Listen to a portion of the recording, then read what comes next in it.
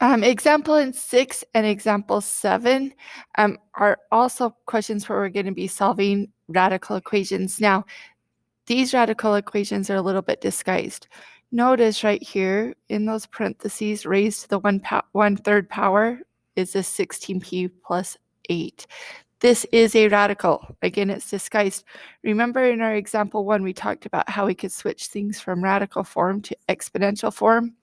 So if you've got anything to a fraction power right here, it's going to be a radical. Remember, anything in the denominator, that is your root. So this is really just the same as saying the third root of 16p plus 8.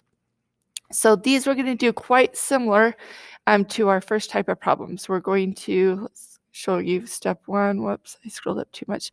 Isolate the radical. So that's just whatever's being raised to the fraction power here. And then you're going to do something different for step 2. So let's go ahead and isolate this radical really quickly first though. So notice I need to get in the parentheses the 16p plus 8. That's what's being raised to the 1/3 power. So I need to remove or get rid of this -7. We're going to add 7 to both sides of our equation. That way all we have over here is our radical disguised as an exponent right here.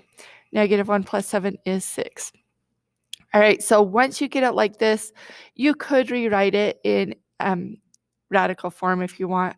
I'm going to suggest when you have our exponent rules say when you have a power, if you raise that to a power, you multiply the powers. So to undo this 1/3, we're actually just going to raise it to the reciprocal power. So the 3/1 power, we're just going to write 3 though.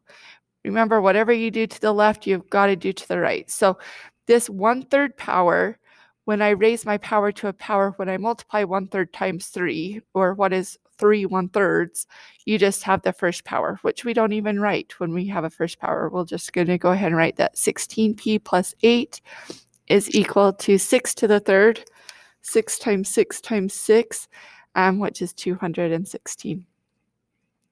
All right, now we go back and finish the steps. All we're going to do is solve for p. So let's subtract 8 from both sides.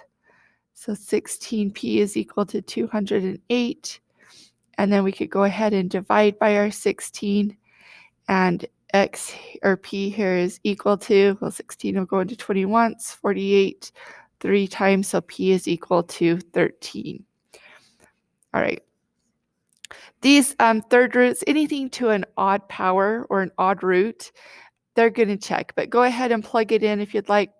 Just plug that in right here for this 13. You could plug it into your calculator exactly like the equation was. Actually, I just do this first half and make sure that that is equal to -1.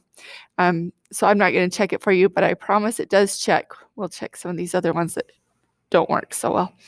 Okay, let's look at one more example in this video. We're going to do this next one, example 7.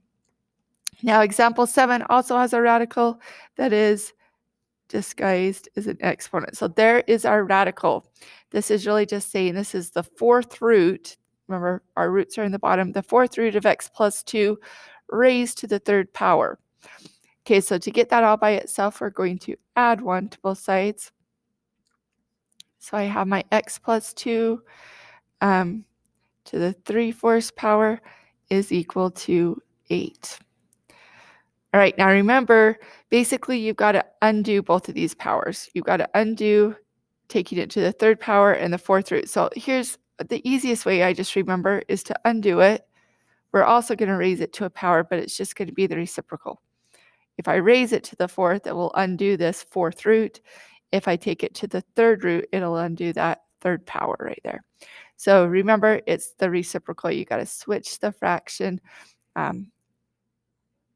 on both sides and then raise both sides of the equation to that power. So again, when you raise a power to a power, they just divide out. They just kind of cancel each other. So I've got this x plus 2 over here. Now, if you've got a calculator, this is perfectly fine just to put it in the calculator. Remember, it's raised. You got to put that little caret in it.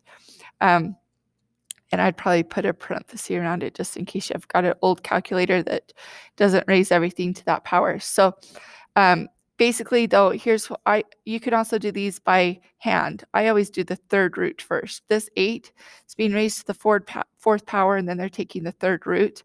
Well, it's easier to do the roots first. So I'm going to look at this 8 to the third root of 8, which is 2. That just means 2 times 2 times 2 gives me this 8. So the third root of 8 is 2, and then I raise it to the fourth power. 2 times 2 times 2 times 2 is 16. And then we just go through and solve this. We're going to subtract 2 from both sides, and x is equal to 40. All right, when you check this one, this is one that you want to check just because it has a fourth root. Again, check your even roots, but let's go ahead and check it. It does work. When I put a 14 in here, I've got a 14 plus 2, that's 16. So when I take the fourth root of 16, that's 2, raise it to the third power, that gives me 8. Again, if you aren't great with these roots, go ahead and just put that into your calculator right like this. It'll all work. So that turns into an 8 right there. When I subtract 1, I get 7. So that one checks out.